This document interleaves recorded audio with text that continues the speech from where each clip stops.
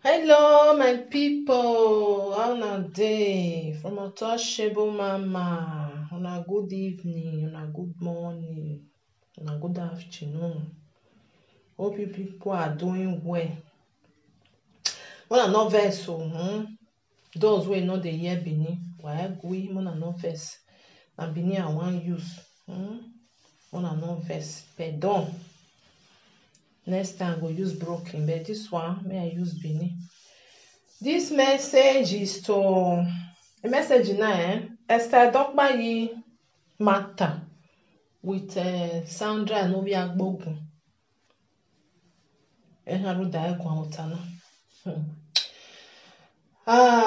We. Odo tu ene dome, iya samodo, odo tu ene je, iya samodo. Esther, ohuona, warie ya bukmo walele kuele ogbo wa neimi. Ohuona, warie ya bukmo walele kuele ogbo wa neimi. Esther, ilaki wegbe, I don't know if you see. Well, I'm even here audio now. Even Romy aware, but I don't want to talk to you. Of you have a kibe kenije or yabete bonwe. Why be take me away or twin audio go where one bet memo botia bonoma the audio me. I talk to people to make them understand the way every now and now when men go back. It's just like you well, my hate you well. You didn't mean your bunny hair hate you, ma me. But I mean, atana concerning any audio ne Monica be na gboya dami o ma nobody o ma no hori re ko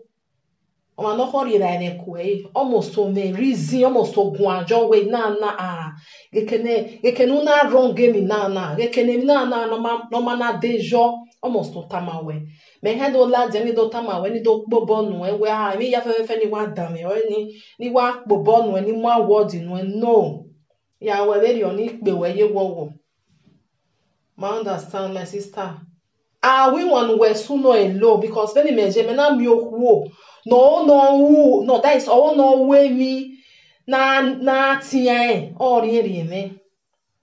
because the women before ohwe egun ania ohwe tawi yan we musician ohwe tawi yan awo no ohwe na mo bo we no wa ro wa no agba ogo mo mi ami ohwe no ladian we na yo ni we gbe bia be awe ori me ini ya se ni na like we because me eri Sandra Agbogun veje Sandra Agbogun right from gona ye kere no ke awe film eme ya won age so ni ka gwe gun Esther eme ni ha tana rude audio we no ladian oja me ya gun otherwise e gun ajo ga den say na e kon say na e de kon mi ye gun ajo but audio we no ladian u fuck up uwa fuck up ya wa kwari enu abeke no na fuck up uwa fuck up my sister obi omo egboja sun o ma dogeru we obi omo egbe na gboja sun wa daiji wa mwe because o ma dogi yen no audio ni dame o uwa be destiny ogba we ishentro oh my sister yi wa dame em na ni na fi egun we mo mohu wa ide ba piya ari ohu ni wo we iho wa gba ga ina ni dame gbe ona ewe o mata o emi no kunu we ladian no o mata emi nu we ga atalo imeme na jo ni ya ladian but emi we ga atalo anything who dey by a destiny on your boy VB wa gba ari ohu iho oni meju nu e confirm eri yan ari ohu ni yen zanzan u said the no mo na gba oruwe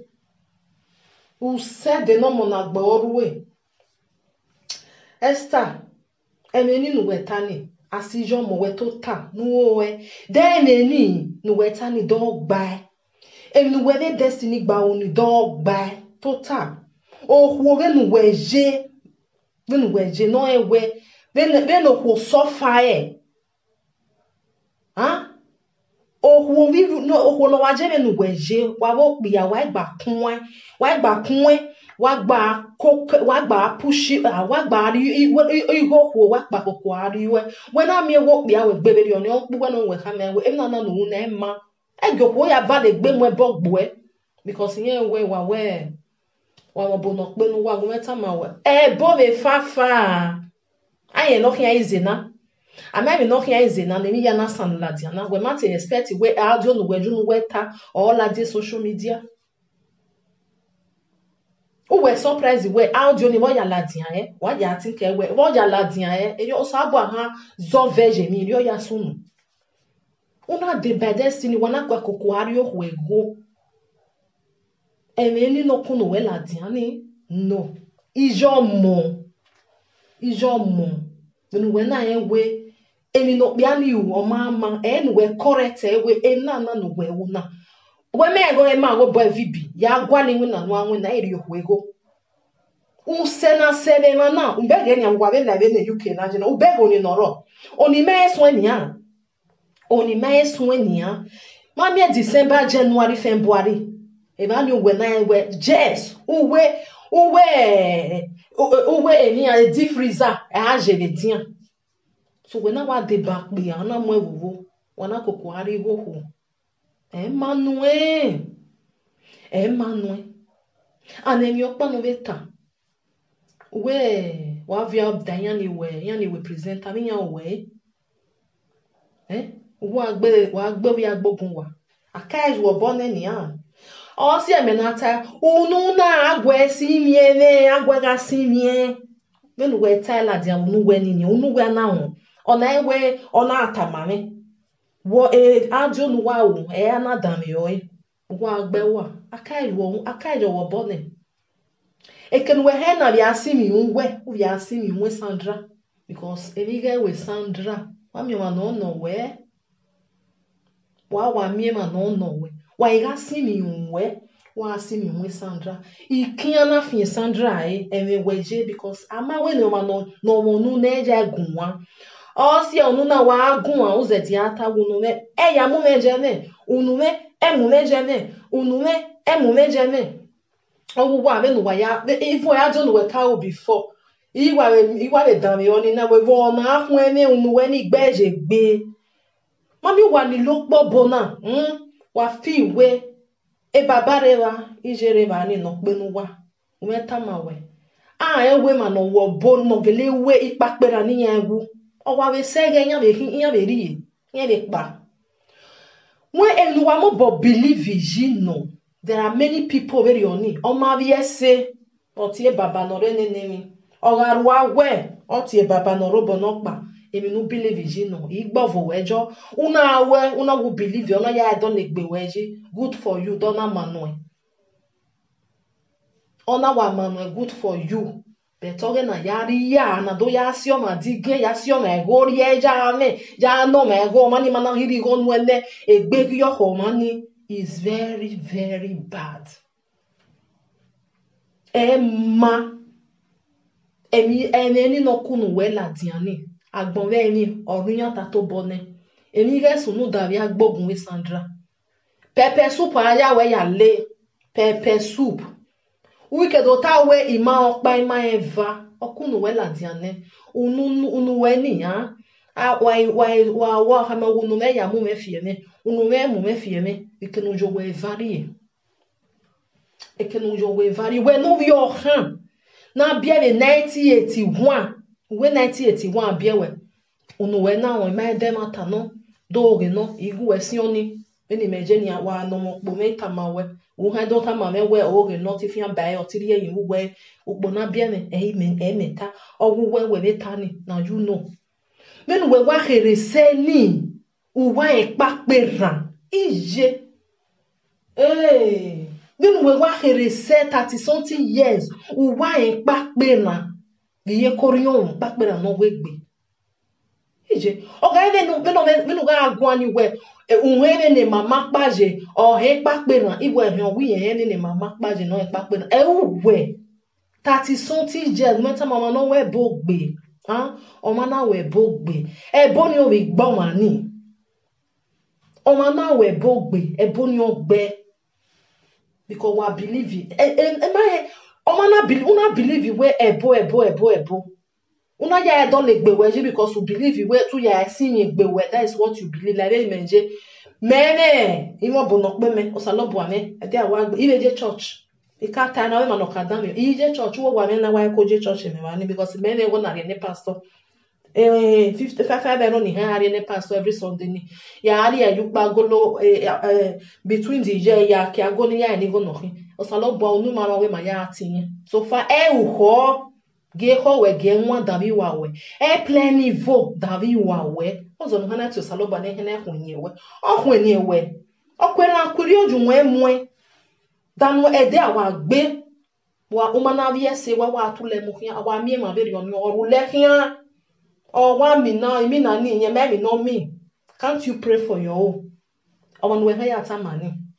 obon we ha tamani odo tama wewe mono na re mono pa enu wa believe jo no igbovu wa o wetin you believe you follow it like me meje me wa be believe me wa be ko follow hia na bet uheregbe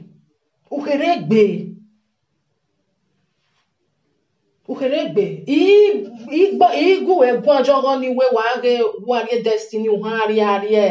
ote yokoriomo ipapera no wegbe nagbayo ekun because enu wa believe in jino because many people were fed only ya ha we be ebere we ya mi temptation ye de gu egwu ajogo ni me wa gu egwu ajogo because oni umo ari agbere nemi je kun o emi ya wo no that is what they believe or even sort no kokbo worry many people are me we e matter no we geleta na again mana ye kere again ya ha we bury ya we temptation bungbe nenemi so de ya wule ni awe mi je gbe ya we ni mani bi edo wa believe like many project they don't care o ma wa wu 24 hours ya wa stay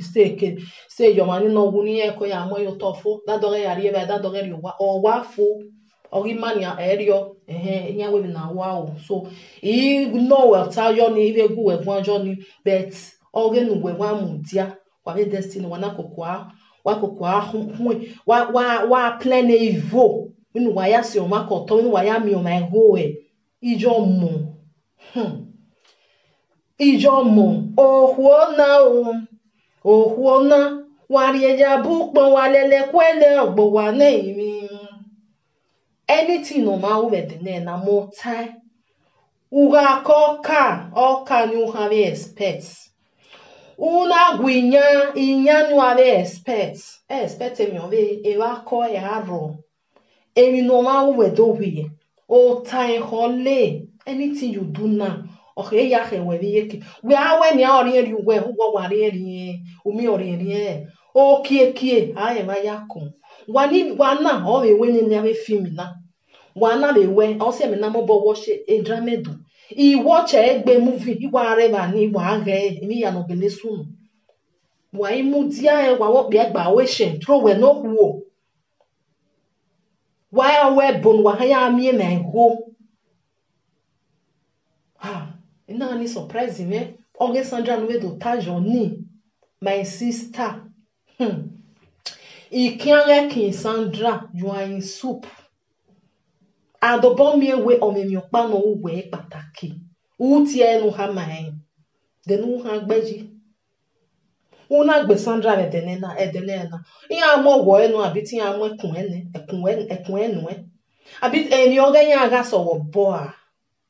wa be careful men wa ta be men we ta la diani na Osaba we na do oyo na me wo saba we no ma no send ege munika send ege na me ke na im no sunu because a life now many people believe in what salobo me believe in what salobo me wa believe that don't be me no believe no more tinya so fanu ge ho we no ge nwa davi wa we o ma na plan evil that way and we ma plan it down ani o se mi ha neru iwo salobua e de no gbe na imane eru da gyo yo pe mana gyo wo hu no ina da me na da mo ni bie baba ne baba no mani e da no mani plan get on gie oni enu meka ya na dama ina we mi da dama na ni gumeju memwe that is what oni meka wata beni imana we gbe veri oni bia no kwo no na plan ivo baba zo vejo mani egbe o ve na hinania because when we genia we expect we a video e ya jonia ladian ime dan me o alo izegbe na zeme ye mu dia na we that means when we film wa ma like egbugwa ebo wa le egbugwa is very bad o ma wo mi utie na na do me na da me we Sandra no la wo ovije oteme imegi do yimi we Sandra me mi no we ya le huera ya le huije ya le hua mono bie rudu iwu omono we bie no we nye gbe bie no we o mo ba lo to tere ja forgive imegi do yimi we na ma forgive la wo ege kian ege mi we la ho unu we ni no wa pepe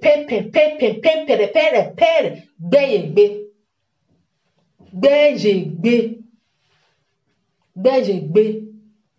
weta mawe emanu wari igo nwe agbon na ene soro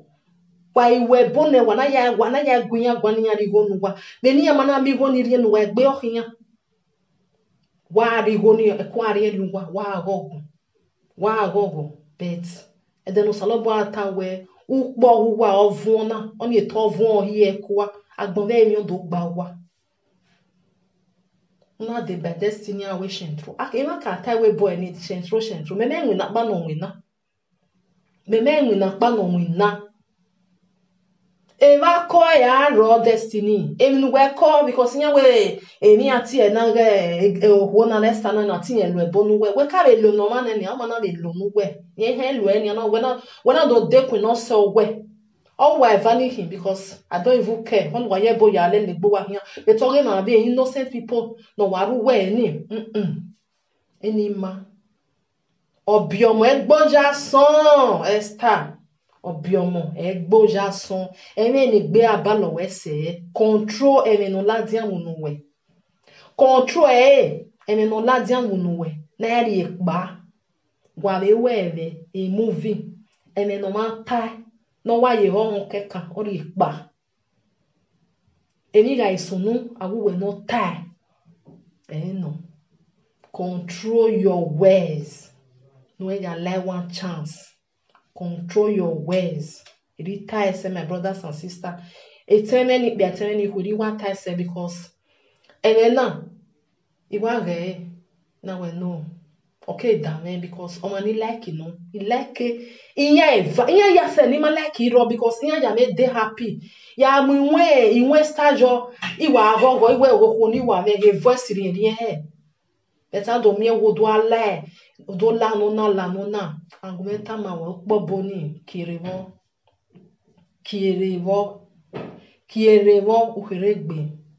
uhiregbe ijuwe na awe self ana me wijuwo we ame we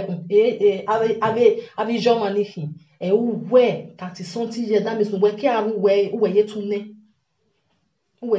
ipape na no wegbe abi ipape na no wegbe ni ema eni woni tai sevotana obi adokpa ye control your words emi no ladian wonu we control imare do tie bonu bet emi weni tamawe wa mo no hori la de kwe imaro biewe bete unuwe control